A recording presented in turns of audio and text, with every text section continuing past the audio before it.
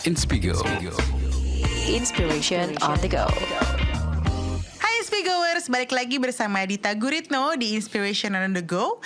Di episode kali ini kita akan membahas seni presentasi dalam dunia sales. Karena sejujurnya gak semua orang bisa membuat presentasi mereka itu menarik buat klien-kliennya. Malah gak sedikit yang bikin klien-klien kita itu ngantuk atau bingung. Padahal produk kita bisa jadi sangat bagus dan mereka butuhkan. Jadi masalahnya seringkali bukan di produknya, tetapi di cara kita menyampaikannya. Slide-nya udah rapi, datanya udah lengkap, tapi kalau gak nyambung ke kebutuhan audiens, ya gak bakal klik deh. Dan kita akan bedah bareng-bareng nih gimana caranya supaya bisa bikin presentasi yang gak cuma informatif, tapi bikin klien kita bilang, menarik nih, gue butuh produk lo gitu kan.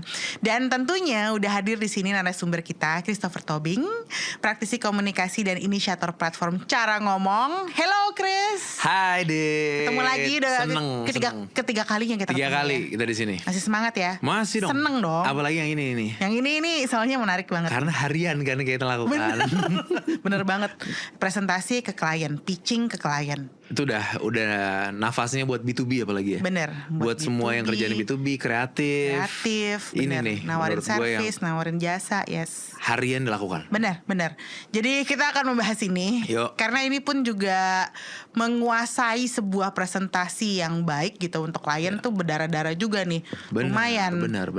Nah, biasanya problemnya tuh klasik gitu kan. Sering nih tim sales kita oke. Ya. Produknya oke. Oke. Tapi performanya rendah. Dan biasanya kalau kita lagi ikut bareng sama mereka presentasi dan pitching, terus baru notice kayak ternyata kalau pas presentasi ini masih kayak gini, pantesan gak kena gitu.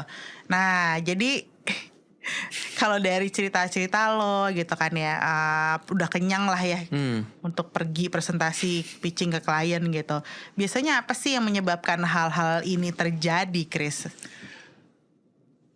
Tadi lo bilang bahwa kita baru tahu pada saat kita ketemu turun sama mereka atau kita bareng-bareng pitching lihat dia presentasi baru. Yes. Ini nih alasannya. Iya. Nah, itu pernah terjadi soalnya. Benar, dan gue rasa nggak hanya di lo atau di gue, tapi semua yang ada di sini juga pasti punya something relatable lah antara lo yang nyuruh atau lo yang menjadi orangnya. Iya. Kayak gitu. Tapi ini terjadi karena satu hal sebelumnya, yaitu adalah karena kita, apalagi orang-orang tuh buat presentation decknya bareng-bareng, terus yang suruh presentasi orang lain. Atau dia nggak penguasaan, tapi bukan penguasaan. Yang gue bilang tuh bukan penguasaan materi, tapi dia nggak sebenarnya mengerti. Jadi dia membaca slides. Ini klasik dari zaman dulu, balik Klasik lagi ya. banget sih. Bahwa membaca slides itu nggak banget sih. Setuju. Itu enggak gitu loh. Jadi karena problemnya di dalam fast paced B2B sales atau fast paced kreatif consulting, you name it lah, any service based atau produk-produk yang memang butuh long game presentations, pasti punya presentation deck kan. Yes. Terus presentation deck itu kita bilang sama timnya, bilang apa biasanya? Kamu belajar ini, nanti kamu presentasiin ini. Itu akhirnya jadi apa? Mereka baca, mereka ngelihat, mereka mengerti, tapi mereka nggak sempat melatih presentasinya. Jadi mereka mengerti itu apa yang mau dilakukan. Begitu mereka presentasi, ya mereka nggak bisa menjahit diri cerita, tapi they just understand the deck. Mereka understand the product, tapi mereka nggak punya cerita, nggak bisa membawa itu menjadi sebuah storytelling presentation. Karena diminta untuk belajar tentang decknya, bukan mereka diminta untuk belajar presentasi. Oke. Itu menurut gue alasan pertamanya, karena orang belajar nih decknya ya. Ya. Beda banget. Kalau mau belajar presentasi malahan harusnya tanpa ada deck, coba ceritain tentang produk kita. Keywordnya cerita ya, dari tadi gue nangkep ya Cerita. penjelasan lo. Karena pada saat, jadi gini, kalau pada saat orang presentasi kayak real estate misalnya, presentasi berapa? 30 menit, sejam? Ya, 30 menit lah. Sisanya Q&A. Yes, sisanya Q&A. kita maunya discuss. Yes. Gue selalu bilang gini, meeting sejam. Hal yang paling penting dari meeting itu sebenarnya presentasinya atau Q&A-nya. Biasanya kadang-kadang Q&A tempat kita malah hot tuh pembicaraannya kan.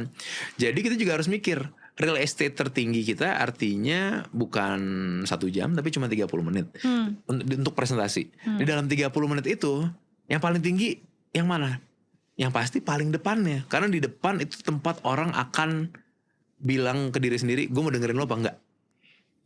Setiap kali orang dengar orang ngomong, kita bertanya ke diri sendiri tanpa kita sadarin, gue mau dengerin dia gak ya? Gitu ya? Lo maksud gue gini, kita realita aja deh. Ini ngomongin bukan hanya di presentation. Kita lagi ketemu sama orang, orang baru, lo dikenalin sama orang baru. Sebenarnya di awal kan itu tempat kita judge. Gue mau dengerin dia apa? Gue hanya akan senyum cantik, senyum manis. Benar. Dan kita we wanna be polite. Tapi goal kita bukannya dia polite, goal kita membuat dia tuh paham. Jadi kadang-kadang dia senyum-senyum tapi belum tentu itu artinya dia dengerin kan. Karena itu goal kita as the communicator, as the one who's pitching, goal kita membuat dia kita mau dapat attentionnya dia. Aku kayaknya di episode sebelumnya pernah ngomong tentang ini, attention before substance. Episode 1 tuh kayaknya. Episode 1 ya. Di situ artinya apa? Substance kita gak akan kedengeran kalau kita gak menang attention. Bener. Dan ini kita ngomongin kalau di social media bilangnya hook ya. Hook, bener. Kalau di realitanya di pitching pun kita perlu hook. Kita perlu something yang membuat dia mau dapat attention. Bedanya kita gak mungkin buat hook yang ala-ala social media aja supaya orang stay. Enggak. Hook ini harus bisa membuat mereka mau bilang, oke, gue mau dengerin deh untuk setengah jam ke depan. Aduh, caranya gimana tuh, Chris? Dan ini benar-benar kayaknya harus dengerin lagi yang di episode 1. Karena sebenarnya frameworknya sama. Kita bisa pakai framework jualan, framework ngomong yang bilang, kalau kamu mau, bagaimana caranya kita bisa buat orang mikir, apakah kamu mau mendapatkan yang kamu inginkan tanpa harus melakukan yang kamu gak suka. Emotional pain. Apakah kamu mau X tanpa harus Y. Itu yang pengen kita bilang. Jadi kalimatnya pada saat mulai, kalau misalnya kita lagi mulai presentasi bisa bilang,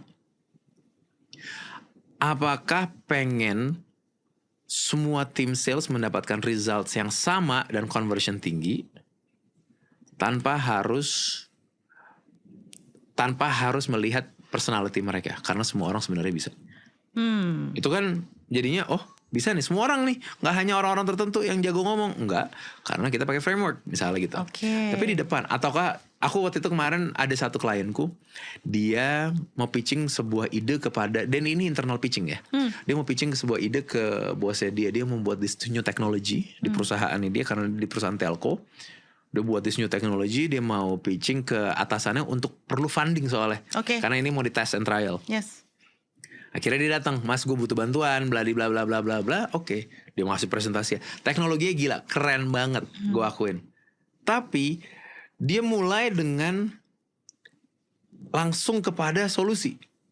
Dia bilang, ini teknologi yang bisa melakukan A, B, C, D, E, F, G gitu. Terus akhirnya aku tanya, ini bisa ngapain sih? Ini pada saat kita lagi gali dari dia ya. Pas sebenarnya dengan gini kita bisa mempercepat proses yang tadinya 8 jam menjadi berapa dia? 8 menit. Wow. Karena kita menggunakan teknologi ini benar-benar segitunya. Nah, aku tanya, 8 jam ini numbers rupiahnya ada gak nih? Aku tanya lagi karena aku gali lagi sama dia. Dia bilang, ya ini kurang lebih ya on daily basis, mungkin aku jujur aku lupa angkanya ya. Nih, let's say dia bilang hitungannya kalau salah di puluhan juta sehari. Per branch misalnya kayak gitu. Jadi kan kalau kita ngomong per kalian, per tahun, hitungannya miliaran lah kayak gitu. Akhirnya gimana kalau kamu bilang kayak gini, what if we can, karena pas kebetulan nanti bule nih yang harus dia convince. Kalimatnya kita buat gini deh, what if we can save 8 billion rupiah per year without having the need to cut any employees and to do that very very fast. Today I'm gonna tell you the exact technology that can do that. Wow. Itu akhirnya menjadi powerful banget. Menjadi openingnya dia. Tapi itu terjadi karena dia pakai what if dia bisa melakukan X yang dia inginkan tanpa hal yang dia nggak mau. Dan di situ ibaratnya saat ini kan dan momennya waktu itu satu dunia lagi ngomongin tentang cutting employees ya. Jadi dia menggunakan universal pain yang lagi diomongin semua orang, dimasukin ke situ. Itu dia dapat attentionnya. Memang tetap ujung-ujungnya produknya harus kuat ya. Bener. Kalau produknya nggak kuat, ini semua hanya packaging. Yes. Gini, aku bilang sales tuh kayak, atau communication in sales kayak es krim. Kenapa tuh? Bayangin lo kalau pernah nggak makan es krim tanpa pakai cone atau tanpa pakai cup? Nggak bisa dong. Bayangin tapi cara makannya bisa aja dimakan, tapi belepotan, Iya. berantakan, nggak enak Nggak makannya. enak. Yang ada experience-nya nggak menyenangkan. Nggak menyenangkan mas sekali. Communication itu adalah cone-nya atau cup-nya. Oh. Es krimnya tetap produk lo, service lo, kekuatan lo nya. Orang tetap beli itunya sebenarnya. Tapi tanpa the right cone, the right cup, lo nggak akan bisa membuat itu consumable. Gue suka banget sama analoginya karena gue jadi berpikir nggak pernah appreciate tuh cone atau cup. Benar kan? Ternyata kayak very functional. Penting banget. Penting banget. Tanpa itu kita nggak akan enjoy es krim. Iya. Tapi kita nggak pernah beli cupnya, nggak pernah mau datang ke situ untuk beli cone-nya. Bener. Sama kayak communication di sini atau pada saat presentation, deck utamanya tetap perlu gitu loh. Tapi cara lo buka opening, cara kita presentasi, cara kita buat storytelling, itu semua hal-hal yang kutip tidak diperlukan, tapi sebenarnya penting supaya informasi yang logical itu semuanya akan dicerna. Oke. Gitu. Oke. Inspigo, inspiration on the go.